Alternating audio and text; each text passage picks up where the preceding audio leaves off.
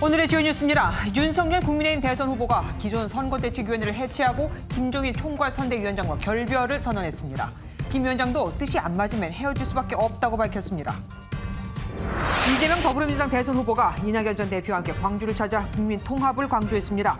또 청년층 호응을 얻고 있는 탈모 지원은 진작에 검토 중이고 노령연금 감액제도도 조정하겠다고 밝혔습니다. 이번 대선에서 주요 승부처가 될 2030 세대를 대상으로 한 여론조사에서 안철수 국민의당 대선 후보가 19.1%, 윤석열 국민의힘 후보가 18.4%의 지지를 얻어 안 후보가 윤 후보를 오차범위 내에서 앞질렀습니다. 최근 안 후보가 지지율 10%를 넘어선 데 이어 2030에서 윤 후보를 따라잡으면서 보수 진영 단일화 논의가 본격화되고 있습니다. 북한이 올해 처음으로 탄도미사일을 추정되는 발사체 한 발을 동해상으로 발사했습니다. 청와대는 국가안보실장 주재 NSC를 소집했고 문 대통령은 남북대화의 끈을 놓아서는 안 된다고 강조했습니다. 서울역을 출발해 부산역으로 가던 KTX 산천 열차가 탈선해 승객 7명이 다쳤습니다. 사고는 터널 안에서 떨어진 철제 구조물이 열차 창문을 덮치면서 발생했습니다. 시민들이 협박해 돈을 뜯어낸 현직 경찰 간부가 파면됐습니다. 해당 경찰관은 지나가는 차량에 고의로 부딪히는 이른바 손목치기 수법으로 운전자에게 합의금을 받아낸 혐의도 받고 있습니다.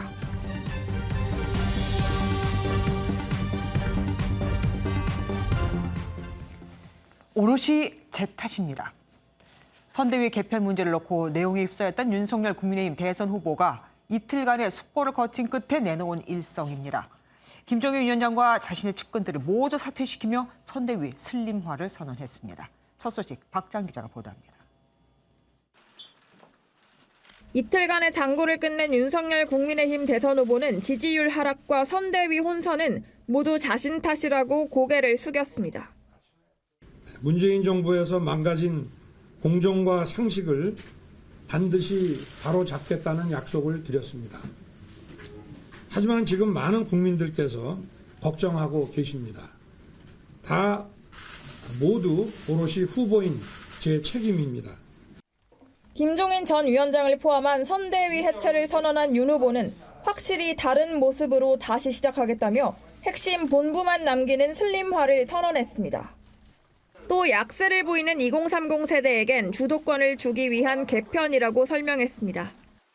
실력 있는 젊은 실무자들이 선대 본부를 끌고 나가도록 하겠습니다. 특히 지금까지 2030 세대에게 실망을 주었던 그 행보를 깊이 반성하고 윤 후보는 새로운 선거대책본부장으로 박근혜 전 대통령의 대선 캠프에서 종합상황실장을 맡았던 사선의 권영세 의원을 발탁했습니다. 직능하고 이제 정책하고 선대본부하고 세 개에다가 청년들의 목소리를 충분히 좀 들을 수 있는 체제를 만들 생각입니다.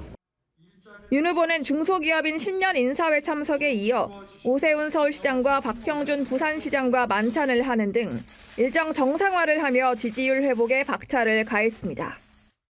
결국 김종인 전 위원장과 결별한 것에 대해 윤석열 후보는 감사하다는 전화와 함께 좋은 조언을 해달라고 요청했다며 관계 봉합에 애쓰는 모습을 보였습니다. MBN 뉴스 박자원입니다. 김종인 총괄선대위원장도 사의를 표명했다. 내가 언제? 난 아니다.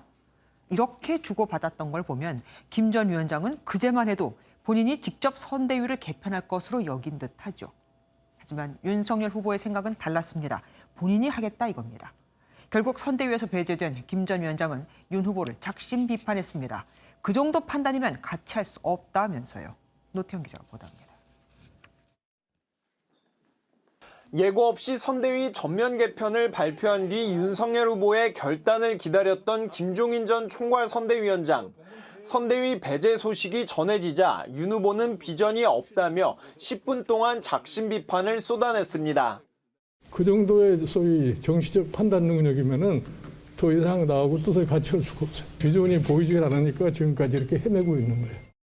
김 전 위원장은 선대위를 단출하게 구성해달라고 했던 자신과의 약속도 윤 후보가 지키지 않았다고 말했는데 이른바 윤핵관과 관련된 발언을 하면서는 감정이 격앙된 듯 윤 후보를 윤 씨라고 표현하기도 했습니다.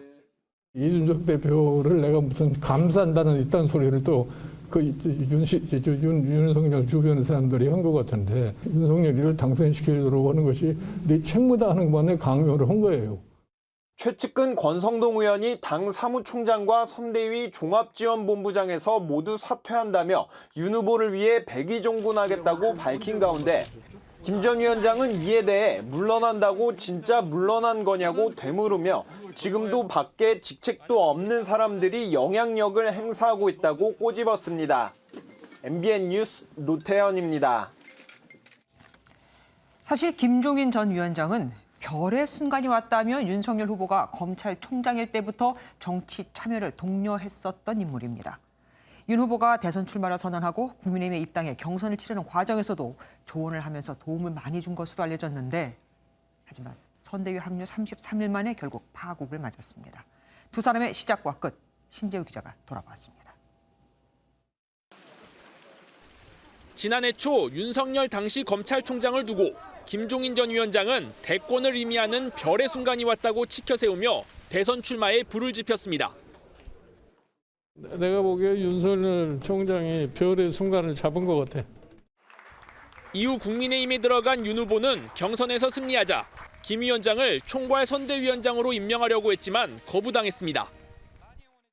결국은 그 파리 때에 둘러싸여가지고 지난 한 5개월 동안을 갖다가 거기서 지금 헤맨온 것이 지금 윤석열 총장의 오늘날 현주소가 아닌가 이렇게 봐요. 그 김종인 박사님과 관련된 얘기는 제가 더 말씀을 안 드리는 게 좋을 것 같아요. 선대위 출범 후에도 윤 후보의 지지율이 주춤하자 결국 김 위원장은 정권 교체라는 명분하에 울산 회동을 통해 합류를 결정했습니다. 대선 캠페인을 성공적으로 좀 할 수 있다는 그 본인의 좀 확신이 들 때까지 좀 여러 가지 좀 생각을 해보겠다고 하셨기 때문에 이제 어제 아마 결론을 내신 것 같습니다.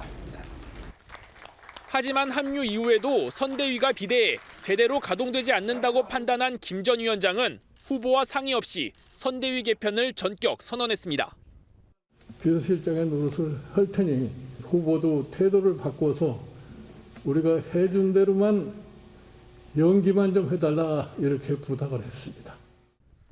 이 사태를 계기로 두 사람의 신뢰는 완전히 깨져버렸고 함께 별의 순간을 잡기 위한 동행은 33일 만에 끝나게 됐습니다. 그 별의 순간이라는 게 그걸 지켜지려면 그렇게 쉽게 가는 게 아니에요. MBN 뉴스 신재우입니다. 윤석열 후보가 선거대책위원회 해체와 김종인과의 결별이라는 초강수를 던졌지만 아직 숙제는 남아 있습니다. 장기간 갈등을 빚고 있는 이준석 대표와의 관계 설정입니다. 우선은 윤 후보가 이 대표에게 당대표의 역할을 주문하면서 일단락됐는데요. 이번엔 이 대표가 윤 후보와 신뢰를 회복하기 위해 일종의 연습 문제를 제시했다고 합니다. 우정환 기자가 보도합니다. 오전까지만 해도 이준석 국민의힘 대표는 의원들과 강대강 대치 국면을 이어갔습니다. 이 대표는 라디오 인터뷰에서 의원들이 사퇴를 결의해도 권한이 없다며 사퇴를 전혀 고려하지 않는다고 맞섰습니다. 하지만 윤석열 후보가 기자회견에서 당대표로서 이 대표의 역할을 주문함에 따라 분위기가 바뀌었습니다. 저나 이준석 대표나 국민과 당원으로부터 똑같은 명령을 받은 입장입니다. 저도 이준석 대표께서 하여튼 이 대선을 위해서 당 대표로서의 역할을 잘 하실 것으로 기대하고 있습니다. 먼저 중진들은 이 대표를 만나 거취 문제를 따져 묻기로 한 연석회의를 연기했습니다. 당초 이 대표의 사퇴 문제를 논의하기 위해 모인 초선 의원들도 경고로 수위를 낮췄습니다.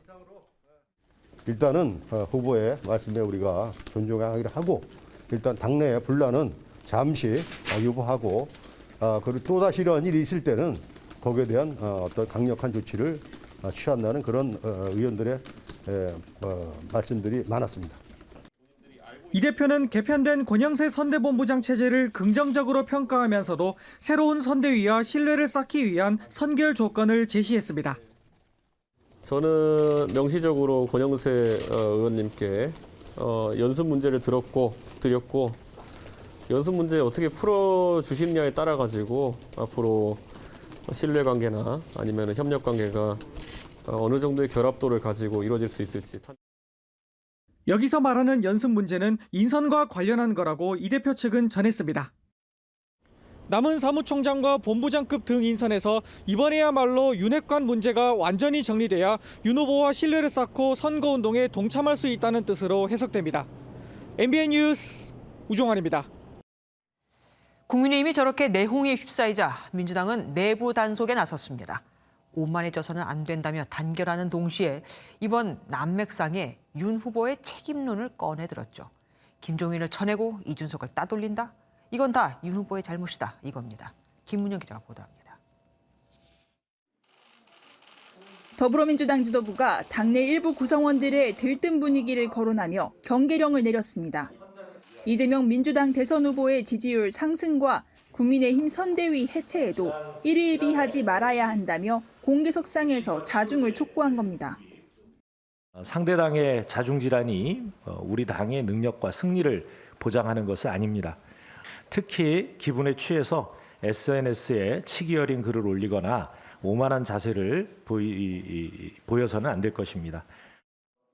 다만 윤석열 후보가 지지율 하락 책임을 회피했다는 민주당의 맹공은 이어지고 있습니다.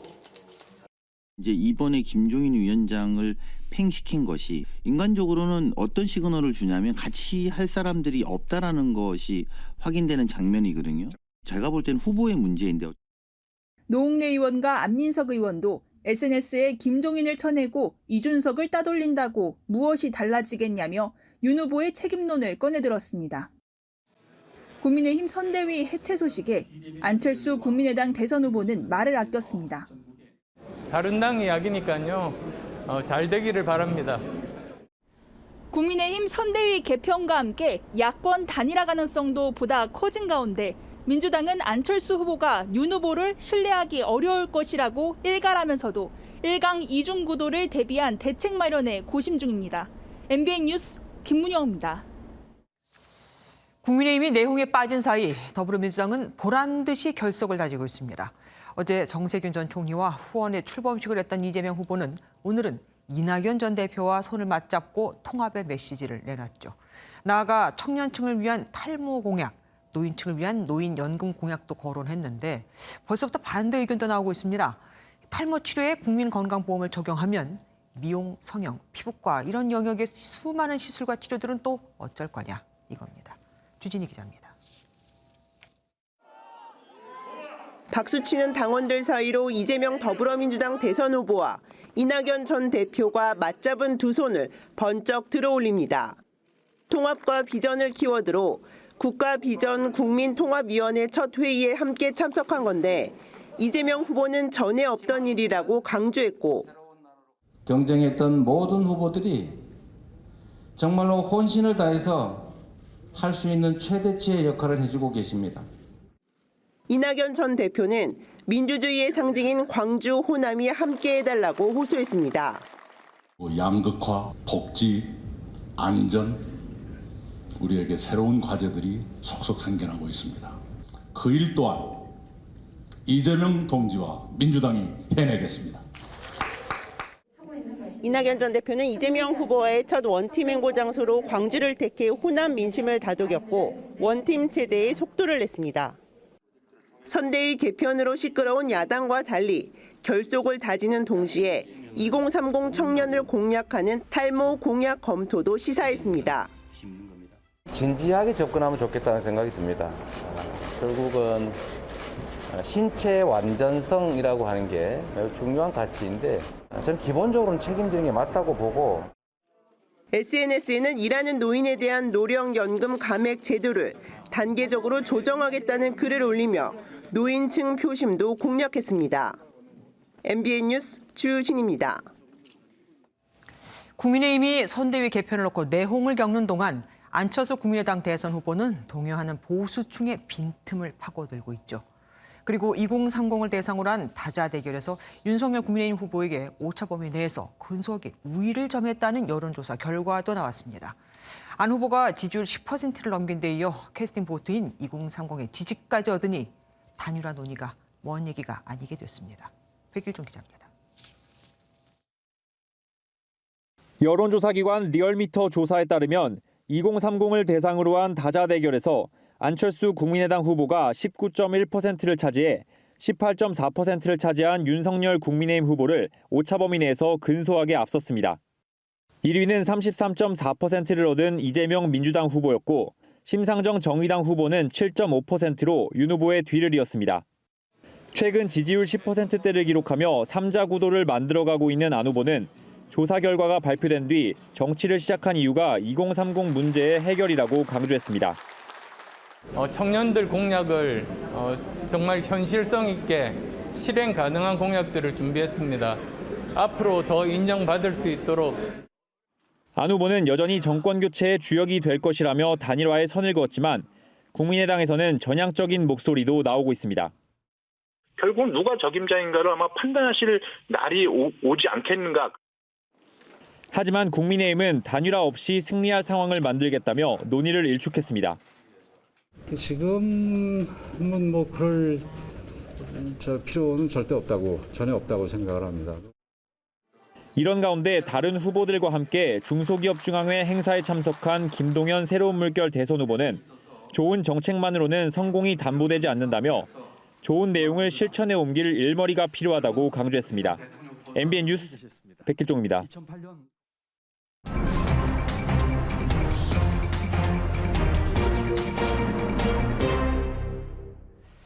오늘 있었던 정치권 뒷이야기를 들어보는 정치 톡톡 시간입니다. 정치부 원중희 기자 함께합니다. 어서 오십시오. 결국 윤석열 국민의힘 후보하고 김종인 전 선대위원장이 결별을 했습니다. 네. 그러면은 결정적인 계기가 뭘까요? 그 연기만 잘해달라 이 발언 때문이었을까요? 네, 아무래도 해당 발언이 결정적 계기가 됐던 것은 분명해 보입니다. 네. 이미 많이 알려져 있지만 윤석열 후보가 이 말을 듣고 굉장히 격앙이 돼서 화를 많이 냈다라고 하는데요. 하지만 이 사건이 터지기 전에도 두 사람 사이에 아쉬움이나 불만이 계속해서 좀 누적되어 왔던 과정은 있었던 것 같습니다. 예를 들면요? 네, 일단 이 두 사람이 소위 이제 케미가 잘 맞는 사이는 아니었습니다. 예. 윤 후보는 이른바 그 형님 리더십이라고 하는 자기보다 아랫사람을 옆에 두면서 편하게 이야기하는 거를 좋아하는 스타일이라고들 하지 않습니까? 네. 그래서 윤핵관이라는 이 측근 의원들의 의존하는 경향도 그래서 나왔던 건데요. 네. 그런데 김 전 위원장과는 사적으로 대화나 통화를 많이 하거나 업무 외적으로 정서적인 유대가 있는 관계는 아니었다고 합니다. 윤 후보가 지난해 6월 SNS 계정을 만든 뒤로 모두 149장의 사진을 올렸는데 김 전 위원장의 사진이 한 장도 없다는 게 이 두 사람의 거리감을 엿볼 수 있는 대목으로 읽힙니다. 네. 다만 정치 신인인 윤 후보로서는 대선을 이기기 위해서는 이 킹메이커라고 하는 김 전 위원장을 잘 모셔야 한다는 주위의 조언을 따랐던 것 같은데 자존심에 상처를 입으면서까지 김 전 위원장을 안고 가지는 못한 것 같습니다. 하지만 김종인 전 위원장은 그런 의도로 말한 건 아니다라고 얘기를 하고 있잖아요. 네, 실제로 그렇습니다. 그렇게 자기 후보를 깎아내리려고 하는 선대위원장도 없을 것 같고. 네, 후보와 선대위가 합치돼서 가야 한다 이런 의미였다고 하고요. 또 윤 후보를 무시한 건 아니라는 이야기를 계속 해왔는데요. 김 전 위원장 입장에서는 윤 후보가 총괄 선대위원장직을 자신한테 맡겼으면 자신의 구상대로 이 선거 과정을 따라줘야 하는데 그렇지를 않았다는 게 근원적인 불만이었던 것으로 보입니다. 네. 김 전 위원장은 오늘 윤 후보가 국민의힘 후보로 확정됐던 지난해 11월 5일의 이야기를 꺼냈는데요. 직접 들어보시죠. 5일 날 나한테 여기로 와서 한 2시간 얘기를 했어요. 그때 위원장님이 다 해주시면 자기는 지방으로 뛰기만 하겠다고 그렇게 얘기를 했어요. 그 선대위를 굉장히 단출하게 내가 해달라고 그렇게 얘기를 했는데 그러고서 한 열흘 동안 아무런 소식이 없었어. 이른바 김종인 사단이라 불리던 인사들도 오늘 줄줄이 사퇴를 했습니다. 네. 비슷한 불만이었겠죠? 그렇습니다. 정태근 전 선대위 정무대응실장은 MBN과의 통화에서 역시 윤 후보 측근들의 문제를 지적을 했습니다. 후보의 일정이나 메시지, 정책 등을 김 전 위원장이 우선적으로 정리를 하려고 했는데 후보나 후보 핵심이라는 분들이 바꿀 생각이 없었다라는 건데요. 예. 이런 난맥상이 상징적으로 드러난 사건이 뭐였냐라고 여쭤보니 부인 김건희 씨의 허위 이력 의혹 사과에 12일이나 걸린 점을 꼬집었습니다. 안 그래도 왜 바로 사과를 안 하냐 궁금했었죠. 그렇습니다. 그리고 금태섭 전 전략기획실장은 SNS에 드릴 말씀이 없습니다. 잘해내지 못해 송구스럽습니다라고 말을 아끼기도 했습니다. 문제가 있긴 있었네요. 어쨌든 이제 윤 후보는 홀로 서기를 한 셈이 아니겠습니다. 앞으로 선거운동은 어떻게 전개가 될까요? 네, 앞서 보셨지만 윤 후보는 중도 우파 성향으로 박근혜 선대위에서 상황실장을 맡았던 권영세 의원 그리고 원희룡 제주지사 등을 중심으로 선대위를 꾸려간다는 계획입니다. 지지율이 연초 이제 여론조사 나온 거 보면은 조금 낮은 상황이지만 골짜기에 빠져 있지만 조금 더 열심히 노력하고 우리가 진정성을 보이면은 얼마든지 산 정상에 올라갈 수 있다고 생각을 합니다. 네, 윤 후보는 오늘 SNS를 통해서 법정 토론 3회는 부족하다며 적극적으로 토론에 참여할 의사를 밝히는 등 달라진 모습을 보이기 위해 애를 썼는데요. 그런데 오늘 권성동 의원이 참여한 청년 행사에 윤 후보가 온다고 했다가 전화상으로만 참석해서 청년들이 강하게 반발하는 등 첫날부터 혼선도 빚어졌습니다. 예, 그랬겠네요. 어쨌든 당분간 윤 후보의 지지율은 빠질 수밖에는 없을 것 같긴 합니다. 그런 만큼 안철수 국민의당 후보와 또 단일화도 얘기가 솔솔 나오고 있지 않겠습니까? 예, 보셨다시피 두 후보 모두 지금 당분간 단일화에 대해서는 강하게 부인하고 있는 상황인데요. 윤 후보 입장에서는 지지율이 빠졌다가 다시 반등하는 시점을 아마 노릴 것이고 안 후보 역시 지금 10% 안팎인 지지율을 최대한 올려야 협상의 경쟁력이 생길 것으로 보입니다. 예, 몸값이 올라갈 테니까. 네, 지난 서울시장 선거를 감안을 하면 대선 막판인 2월 중순쯤은 되면 아마 단일화 논의가 시작이 되면서 이재명 후보와 양자 구도를 형성하는 방안에 양쪽의 공감대가 형성될 것으로 보입니다. 네. 민주당 선대위 지도부는 안 후보가 지지율 2위까지 올라가고 야권 단일화로 이어질 이런 가능성에 주목하면서 긴장감을 강조하고 있습니다. 네, 여기까지 듣겠습니다. 지금까지 정치부 원중희 기자와 함께했습니다. 고맙습니다. 북한이 신년 첫 인사를 발사체로 전해왔습니다. 동해선 철도 착공식에 참석한 문재인 대통령은 그럼에도 불구하고 남북 대화의 끈을 강조하며 남북 경제 협력을 강조했는데 야당 의원들은 허망한 착각이라고 비판했습니다. 임성재 기자입니다. 합동참모본부는 오늘 오전 8시 10분쯤 북한이 자강도 일대에서 동해상으로 발사체 한 발을 발사했다고 밝혔습니다. 지난해와 비교해 2주 빠른 올해 첫 도발로 지난해 10월 신형 잠수함 발사 탄도미사일 SLBM 시험 발사 뒤 78일 만입니다. 다음 달 베이징 올림픽과 3월 대선을 앞두고 존재감을 과시하고 남한과 미국의 이중기준 철회를 압박하는 차원으로 해석됩니다.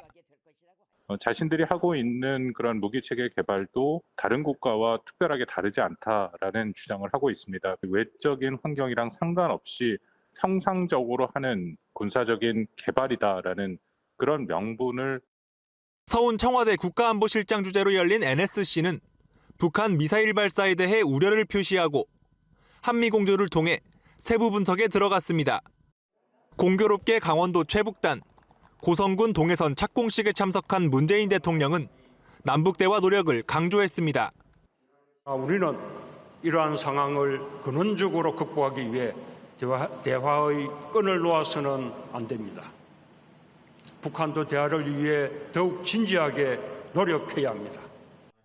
국민의힘은 문 대통령의 신년사가 허망한 착각이란 것을 북한이 행동으로 보여줬다고 비판했습니다.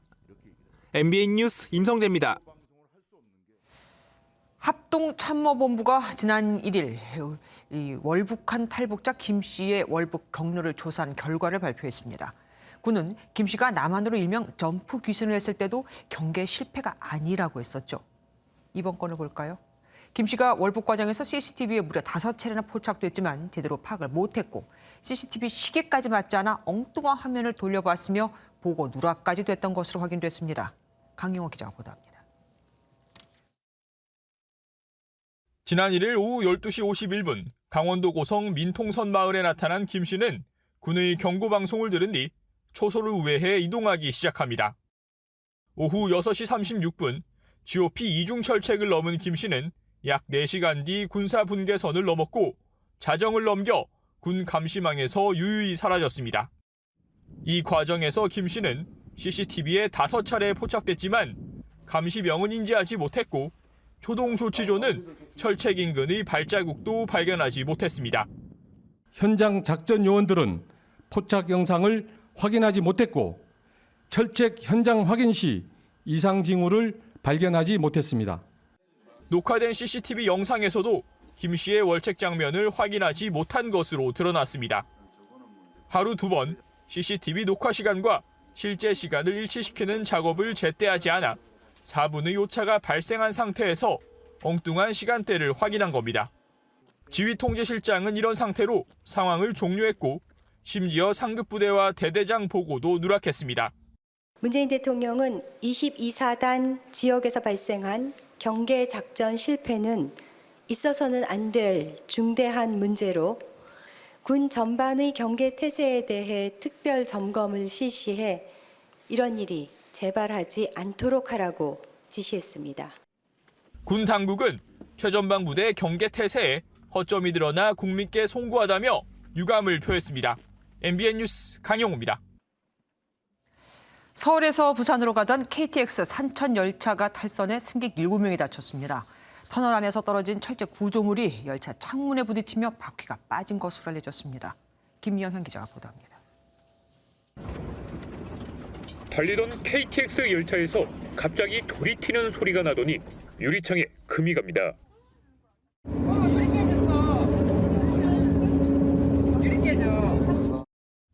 곧이어 멈춰선 열차에서 승객들이 소방대원들의 안내에 따라 급하게 내립니다. 서울역을 출발해 부산역으로 향하던 KTX 산천열차 4호 차량이 충북 영동터널을 통과하던 중에 선로를 이탈했습니다. 터널 지나는 도중에 이제 갑자기 총이 터지는 소리처럼 탕탕탕 하는 소리가 막 나면서 그 유리창 있는 데 쪽에서 이제 막 자국이 나기 시작하더라고요. 이 사고로 열차 유리창 파편이 튀고 선반이 물건이 떨어지면서 승객 7명이 다쳤습니다. 승객 300명은 사고 발생 2시간 만에 비상대기 열차로 갈아탔습니다. 사고 열차가 이렇게 선로에 멈춰서 버리면서 경부고속철도 상하행선 운행이 1시간 이상 지연됐습니다. 사고는 터널 내 철제 구조물이 떨어지면서 열차 창문과 부딪혔고 그 충격으로 4번째 차량 바퀴가 선로를 벗어나면서 발생한 것으로 알려졌습니다. 운행 중에 바퀴가 빠진 거예요. 저기 선로에서. 원인은 지금 파악을 해봐야 되고요. 항공철도 사고조사위원회는 열차가 이탈한 원인을 찾는 조사에 착수했습니다. MBN 뉴스 김영현입니다. 현직 경찰 간부가 술에 취한 사람을 협박해 돈을 빼앗고 지나가는 차량에 고의로 부딪히는 이른바 손목치기 수법으로 운전자에게 합의금을 받아낸 정황이 드러났습니다. 경찰은 해당 경찰관에게 최고 수위의 징계를 내렸습니다. 파면한 거죠. 강세훈 기자입니다. 전북 전주의 한 경찰 지구대입니다. 주변에 식당과 술집이 많아 음주 관련 사건이 많습니다. 그런데 이 지구대에 근무하는 A 경위가 취객을 상대로 돈을 뜯어낸 사실이 드러났습니다. 술에 취한 상태에서 지구대에 온 시민을 상대로 기물을 파손했다며 거짓으로 협박해 피해 보상금을 받아 챙긴 겁니다. 일도 잘했어요. 이건 비위 사건에 대해서 전혀 눈치를 못 채잖아요. 저희가 어렸으면 모든 거 했죠. 그런 거 좋은 일도 아닌데. 또 자전거 교통사고를 조사해야 하는 경찰인데 오히려 가해자에게 전화해 피해자인 척하며 합의금을 받아낸 혐의도 받고 있습니다. A 경위는 고소장이 접수돼 경찰의 조사에 착수했는데도 범행을 계속 이어간 것으로 확인됐습니다. 좁은 골목길에서 지나가는 차량에 일부러 부딪히는 이른바 손목치기 수법으로 운전자에게 돈을 받아낸 정황도 드러났습니다. 경찰은 A 경위에게 최고 수위의 징계를 내렸습니다. 감찰 조사 결과를 토대로 파면 조치가 이루어졌고 경찰은 A 경위에게 2건의 사기 혐의가 더 있는 것을 확인하고 조사를 이어가고 있습니다. MBN 뉴스 강세훈입니다.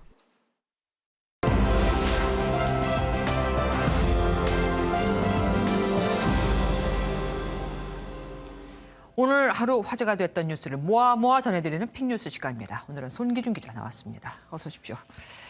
자, 처음 보겠습니다.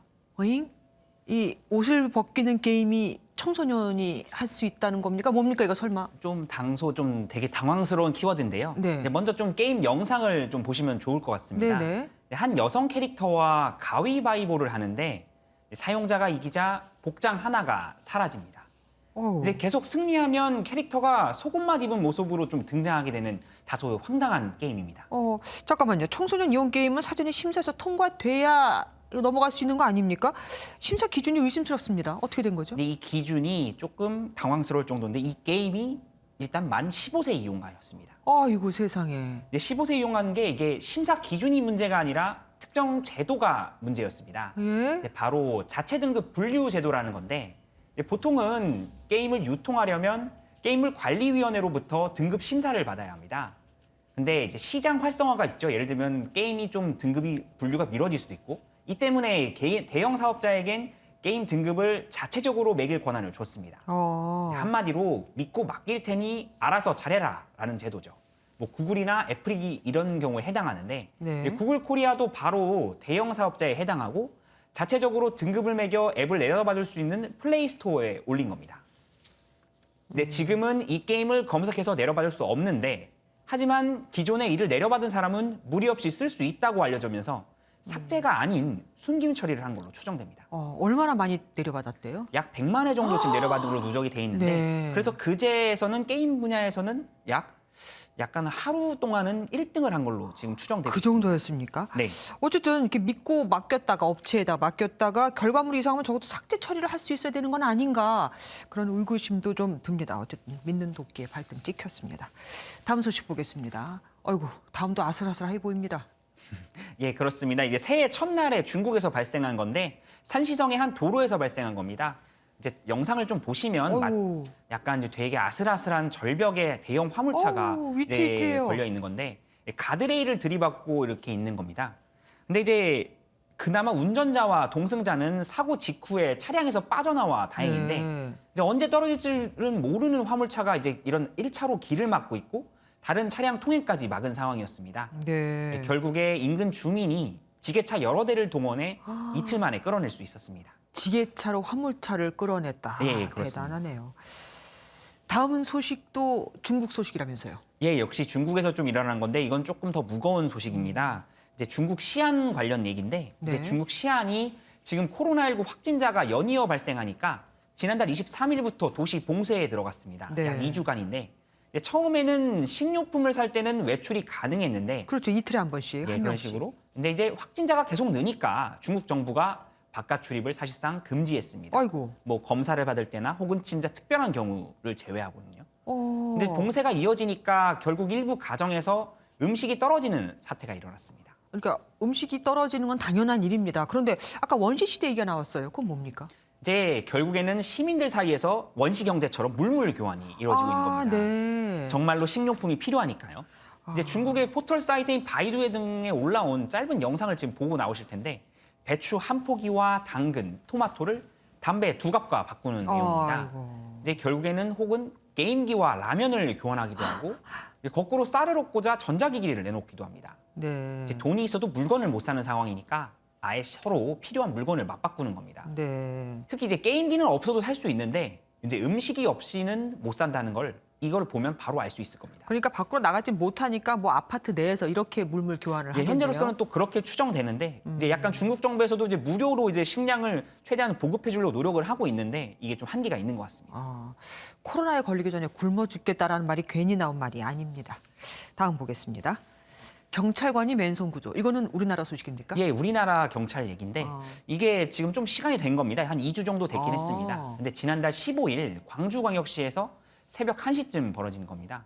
도로에 차량 한 대가 옆으로 전도돼 있고 그 위에 한 경찰관이 미처 빠져나가지 못한 운전자를 살피는 건데 당시 차량에서 좀 연기가 피어오르는 아찔한 상황이었답니다. 화재가 날 수도 있는. 네, 근처 지나가는 시민이 119에 이제 신고를 해서 이제 119가 오는 사이에 경찰이 3단봉으로 차량 창문을 부숴서 운전자를 구출했습니다. 보통 우리는 이런 분들을 히어로, 영웅이라고 부르지 않겠습니까? 근데 이분 신원은 밝혀졌습니까? 예, 신원은 밝혀졌습니다. 저 운전자를 구출한 인물은 광주 동부경찰서 소속 박석홍 경사입니다.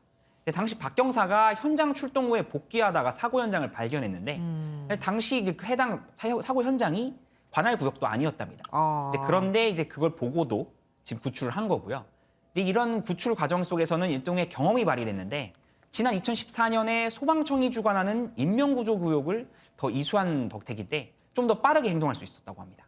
정말이지 영웅은 뭐 멀리 있지 않습니다.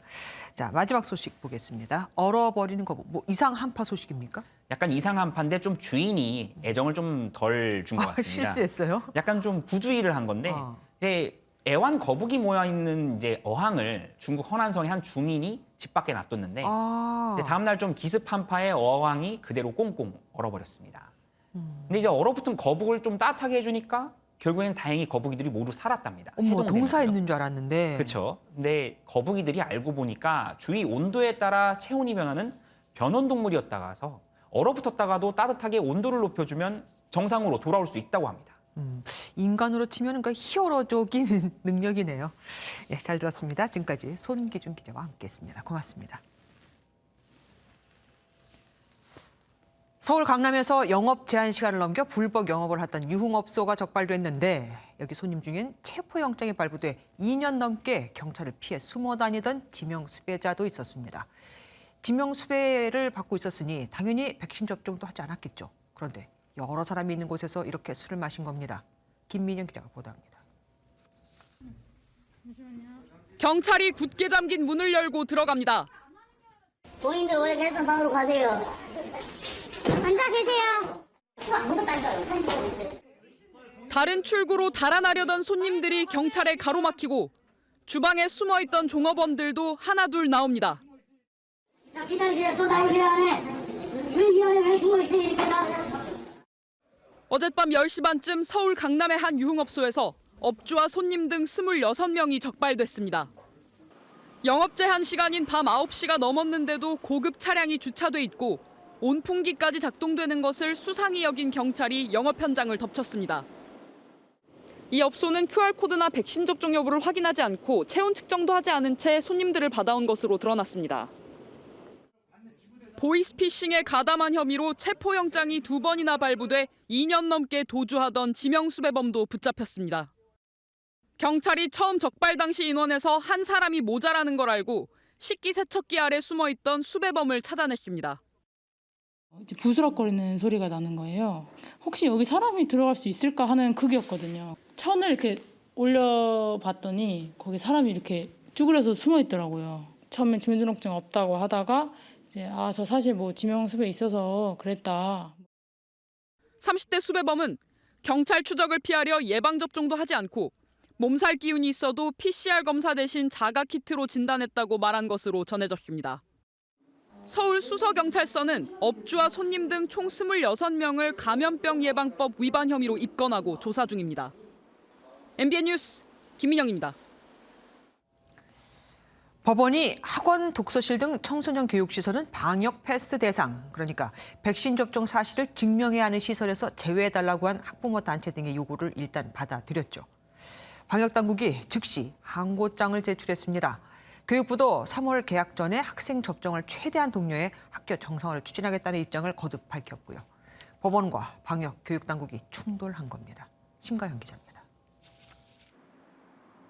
법원의 학원과 독서실 등의 방역 패스 효력 정지 결정에 대해 보건복지부가 법무부와 협의해 항고장을 제출했습니다. 현재의 방역 상황을 안정화시키고 다시 일상 회복의 재개를 위해서는 방역 패스의 확대가 필요하다는 입장입니다. 방역당국은 유행이 악화할 때 1차적 대응 수단은 방역 패스 확대라며 학원과 독서실 등에 대해서도 PCR 음성 확인서 등 다양한 예외 사유를 둬 기본권 침해를 최소화했다고 반박했습니다. 다만 불가피한 사유가 더 있을 수 있다는 점을 고려해 방역 패스 예외 대상을 확대하는 방안은 검토 중이라고 밝혔습니다. 교육부도 청소년 접종을 적극 권고하는 방침을 유지하기로 했습니다. 학생 접종률을 높여 3월 개학과 함께 일상 회복을 꾀하겠다는 건데 법원 판결로 학생 접종률이 떨어지면 등교 확대가 차질을 빚을 수 있기 때문입니다. 이 판결과 관계없이 지금까지처럼 학생, 학부모께 백신 접종의 필요성과 또 효과성 이런 것들을 충분히 정보를 제공하고 계속해서 홍보해 나가면서 백신 접종을 독려해 나가도록 하겠습니다. 정부가 항고했지만 결론이 나려면 최소 수주일이 더 걸릴 전망이어서 학부모와 학생들은 백신 접종을 해야 할지 고민에 빠졌습니다. 학원 가려고 백신 1차까지 맞았는데 학원이 방역 패스에서 제외될 수도 있다고 하니까 2차는 맞을지 안 맞을지 혼란스러워요. 방역 당국은 이번 판결이 식당과 카페, 백화점, 마트 등의 방역 패스에 영향을 주지는 않을 것이라고 밝혔지만 이들 업종도 줄 소송을 예고하고 있어 당분간 혼란이 이어질 전망입니다. MBN 뉴스 심가현입니다. 경기도 안산에 있는 다세대 주택 2층에서 불을 질러 4층 이웃을 숨지게 한 40대 남성이 하루 만에 붙잡혔습니다. 집에 불을 낸 건 인정했지만 왜 그랬는지에 대해서는 횡설수설하고 있습니다. 윤기란 기자입니다. 한 남성이 술에 취한 듯 비틀거리며 건물 밖으로 나갑니다. 1분도 채 지나지 않아 건물 복도가 뿌연 연기로 가득 찹니다. 자신의 집에 불을 지르고 나온 40대 남성입니다. 이 화재로 건물 4층에 사는 부부가 화마를 피해 창문으로 탈출하려다 추락해 남편이 숨지고 아내가 크게 다쳤습니다. 저쪽에서 나와서 자기가 신고했다고 그러더래요. 방으로 들어가서 저쪽 문으로다가. 불이 시작된 2층 집안에서 고의로 불을 낸 정황을 파악한 경찰은 사라진 남성을 추적하다 어제 오후 이곳 서울의 한 지하철 승강장에서 용의자를 긴급 체포했습니다. 이 남성은 경찰에서 방화 사실은 밝혔지만 왜 방 안에 불을 질렀는지는 뚜렷하게 설명하지 못한 것으로 알려졌습니다. 자기 불 지른 거 인정하고 자백했어요. 행사시설에서 확인해 드릴 수가 없어요. 경찰은 이 남성에 대해 현주 건조물 방화치사 혐의로 구속영장을 신청했습니다. MBN 뉴스 윤기란입니다.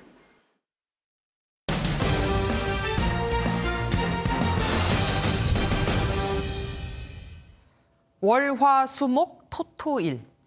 직장인들의 희망이라는 주 4일제 근무를 도입하는 기업들이 하나둘 늘고 있습니다. 이제는 금요일을 즐기는 불금이라는 말 대신 불목이라는 신조어까지 등장했죠. 올해가 주 4일이나 주 4.5일제 근무가 본격 도입되는 원년이 될 것으로 보입니다. 신년 대예측 이규현 기자가 취재했습니다. 평일인 금요일 오전, 한 화장품 회사의 사무실이 텅 비어 있습니다. 같은 시각 이 회사 직원 전아라 씨는 평일 근무 시간대 가기 어려운 패밀리 레스토랑에서 여유로운 점심을 즐깁니다. 식사를 마친 뒤 간 곳은 인근의 영화관. 이렇게 평일 낮에도 취미 생활을 즐길 수 있는 건 금요일이 휴무인 주 4일제 덕분입니다.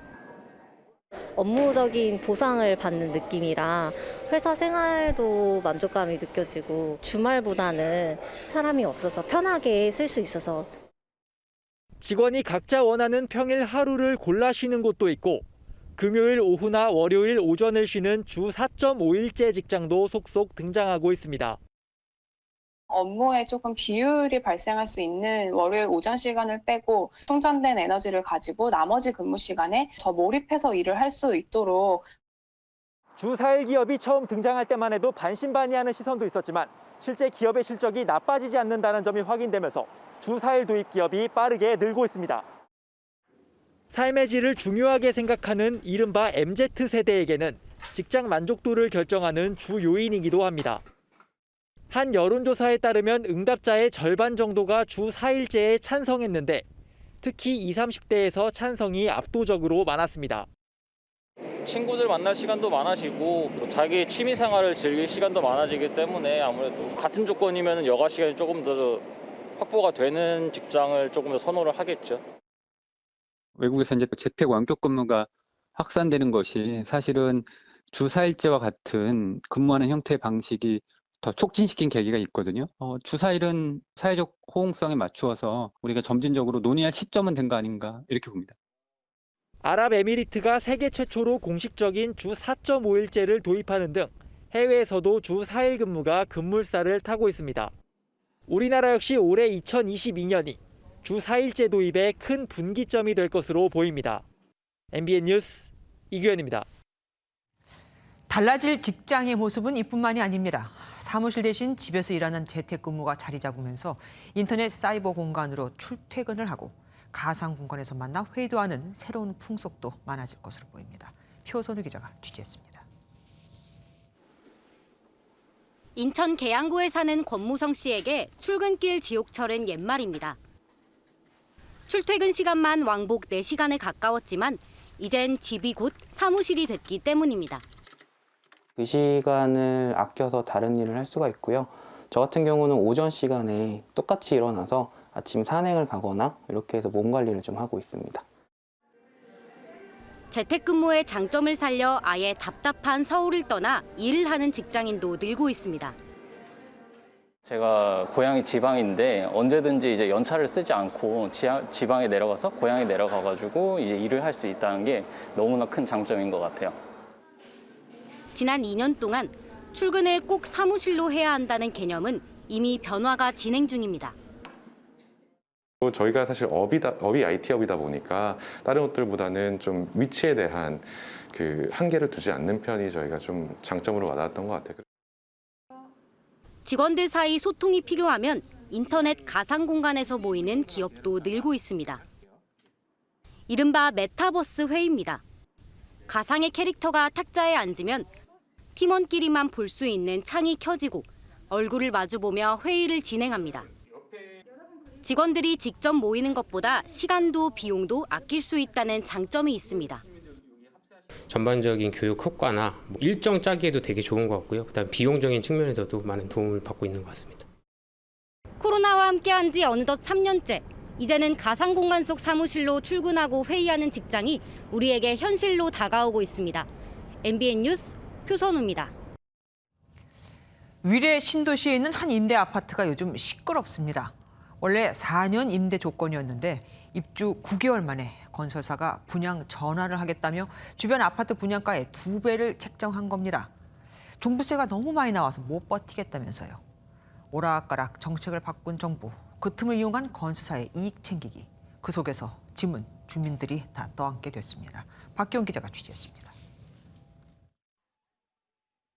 주민들 주거 안정 호반건설 책임져라!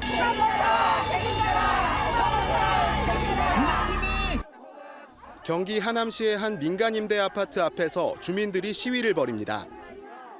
지난해 2월 입주에 들어간 4년 임대 아파트인데 9개월 만에 건설사 측은 임대 사업을 종료하겠다며 분양을 받으라고 통보했습니다. 문제는 분양가. 최소 12억 900만 원에서 19억 3천만 원으로 인근에서 분양된 아파트보다 최대 2배 가까이 높습니다. 임대를 준 뒤 분양으로 전환하는 아파트는 분양가 상한제를 적용받지 않는 제도의 허점을 이용한 겁니다. 갑작스런 분양 전환이 발표된 이후 입주민들은 아파트 앞에서 한 달 가까이 시위를 이어가고 있습니다. 입주민들은 당장 10억 원에 가까운 돈을 어떻게 만들어내느냐며 강력 반발하고 있습니다. 갑자기 엘리베이터에 이 공고문이 붙은 거예요. 한 세대당 5억에서 10억씩 내고 분양을 받아가라고 추가로. 어디서 5억이라는 돈을 한 번에 만듭니까? 5억, 6억. 어떤 사람 10억 내는 사람도 있어요. 하지만 건설사 측은 이 같은 조기 분양에 법적인 문제가 없다는 입장입니다. 국토교통부가 임차인 동의만 받으면 의무기한 전에도 분양으로 전환할 수 있도록 관련법을 개정했다는 겁니다. 일각에서는 국토교통부가 임대사업자 제도 폐지 등 이것저것 땜질에 나서다 업체들 이익을 취할 길만 열어줬다는 비판이 나옵니다. MBN 뉴스 박규원입니다.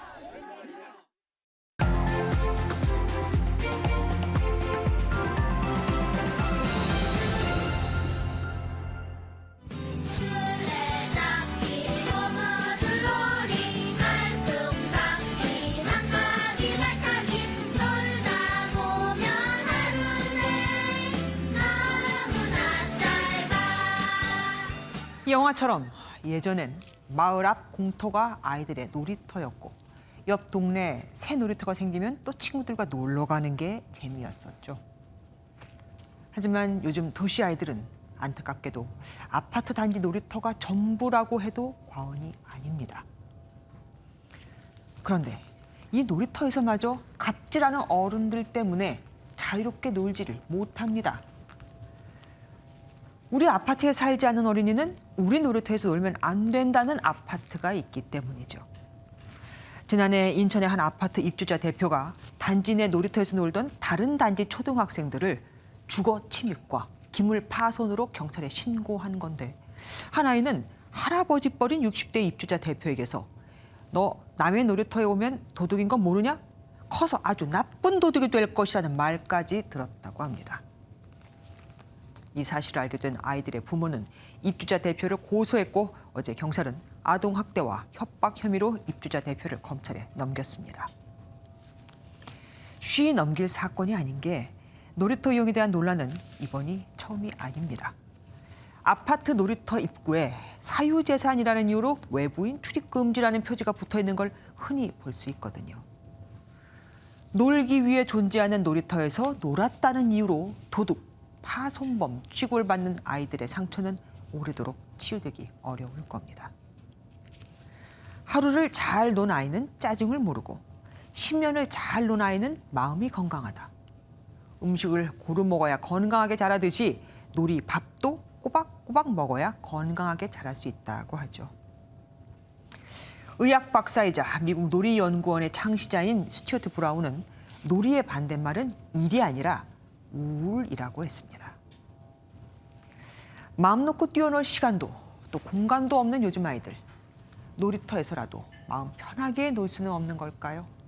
미래의 꿈나무인 우리 어린이들이 신나고 안전하게 놀 수 있는 환경을 조성하는 건 우리 어른들의 의무이자 책임입니다. 김주아의 그런데 오늘은 남의 놀이터에서 놀면 도둑이었습니다.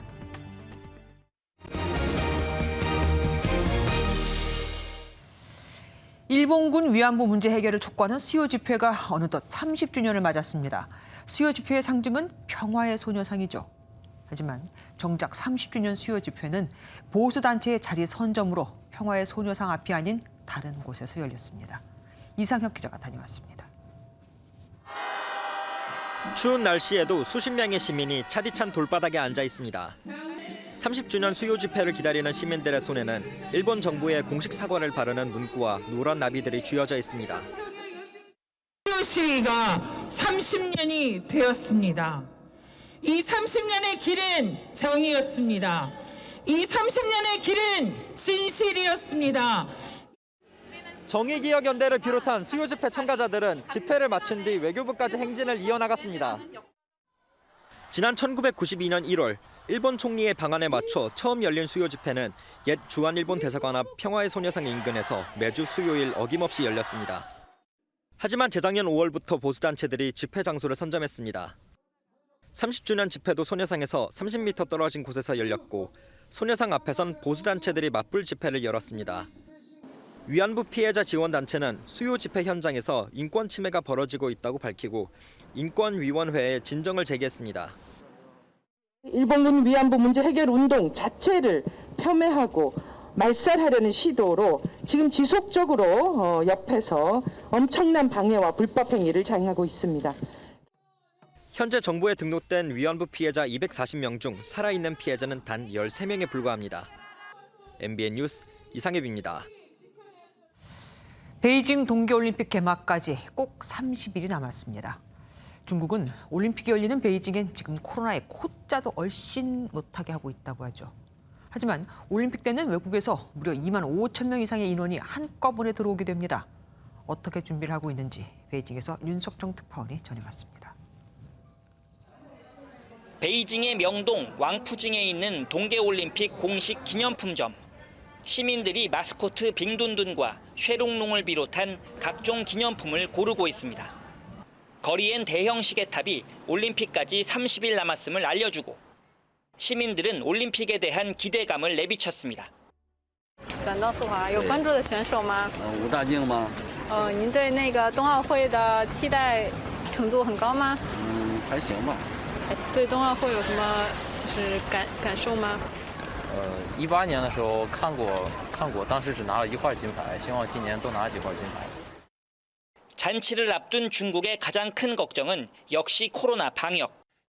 특히나 외국에서 2,900여 명의 선수단을 포함해 2만 5천여 명의 인원이 한꺼번에 들어오다 보니 신경이 쓰일 수밖에 없습니다. 베이징 올림픽 조직위원회는 경기장과 선수촌을 외부와 완전히 분리한 폐쇄 루프를 운영해 선수단과 일반인의 접촉을 원천 차단했습니다. 베이징 동계올림픽 개막식과 폐막식이 열리는 베이징 국립경기장입니다. 이렇게 일반인들은 3월 20일까지 출입이 통제되고 있습니다. 또 참가자들은 도착 14일 전까지 백신 접종을 마쳐야 하며 올림픽 기간 매일 코로나 검사도 받아야 합니다. 성화봉송도 개막 직전 사흘간 경기가 열리는 베이징과 옌칭, 장자커우 3곳에서만 진행됩니다. 이렇게 방역에 신경을 쓰고 있음에도 올림픽 조직위원회는 아직 입장권 판매 계획을 내놓지 못하고 있어 유관중 올림픽이 무산될 수 있다는 관측도 나오고 있습니다. 베이징에서 MBN 뉴스 윤석정입니다. 스포츠 뉴스입니다. 한 달 앞으로 다가온 베이징 동계올림픽 메달 전망이 어둡긴 하지만 효자 종목 쇼트트랙은 최근 논란에도 자신감이 가득합니다. 금빛 질주를 다짐한 쇼트트랙 대표팀 훈련장에 최형규 기자가 다녀왔습니다. 쇼트트랙 대표팀 선수들이 어깨 동무를 하고 힘찬 파이팅과 함께 원팀을 강조하며 시작한 공개 훈련.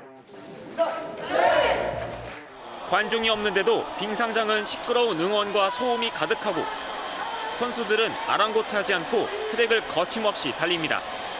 지난해 1차 베이징 월드컵 때 영상과 소리로 최대 변수 중국의 홈터스에 대비하기 위한 훈련입니다. 당시 대회 때 이미 중국의 터스를 실감한 대표팀은 빈틈없는 레이스라는 백신을 준비했습니다. 우리한테 좀 더 판정이 좀 실격을 좀 더 쉽게 주는 것 같다. 약간 이런 느낌을 좀 받아서 아예 조금의 실격의 여지도 주지 않는 그런 경기를 하려고. 좋지 않은 빙질도 변수지만 에이스 최민정은 자신에게는 오히려 호재라며 최고의 주행을 약속했습니다. 제가 좋아하는 스타일의 얼음판이어서 좀 역시 쇼트트랙이다라는 좀 역시 대한민국은 쇼트트랙이다라는 말을 들을 수 있게 선수들 모두. 대한체육회가 금메달 한두 개로 어두운 전망을 내놨지만 쇼트트랙 대표팀은 전망보다 더 높게 잡고 있다며 자신감을 보였습니다.